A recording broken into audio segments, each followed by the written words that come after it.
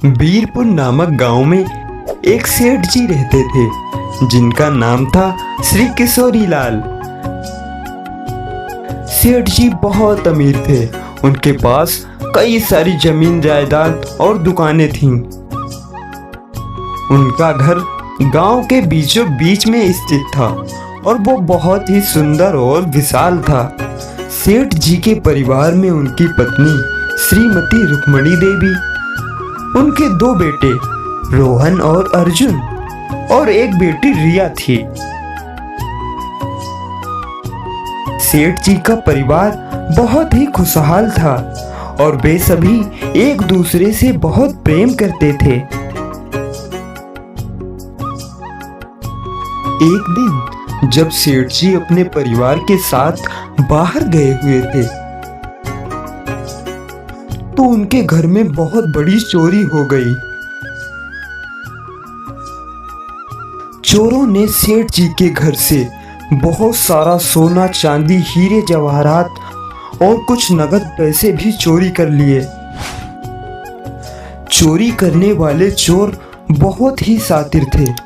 उन्होंने सेठ जी के घर को पूरी तरह से तलाश लिया था। जब सेठ जी वापस आए तो उन्होंने देखा कि उनका घर खुला हुआ था और उनके घर का सारा सामान बिखरा हुआ पड़ा था। उन्होंने तुरंत पुलिस को फोन करके बुलाया और चोरी की रिपोर्ट दर्ज कराई। पुलिस ने जांच शुरू की और जल्द ही उन्हें एक सुराग मिल गया। उन्होंने देखा कि तिजोरी में एक गमछा रखा हुआ है और वो गमछा किसी और का नहीं बल्कि सेठ जी के घर में काम कर रहे उनके नौकर रामू का था। पुलिस ने पाया कि सेठ जी के घर उनके नौकर ने ही चोरी की है। रामू, जो कि सेठ जी के घर में सालों से काम करता हुआ आ रहा था, पुलिस ने रामू को गिरफ्तार कर लिया और उससे पूछताछ की। रामू ने बताया कि वह बहुत गरीब था और उसके परिवार को पैसों की बहुत जरूरत थी, इसलिए उसने सेठ जी के ही घर में चोरी करी थी।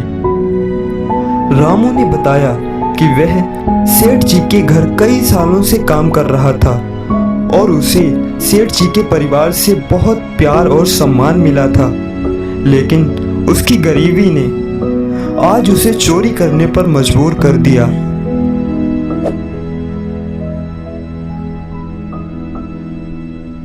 कोई बात नहीं रामू, जाओ, मैंने तुम्हें माफ कर दिया।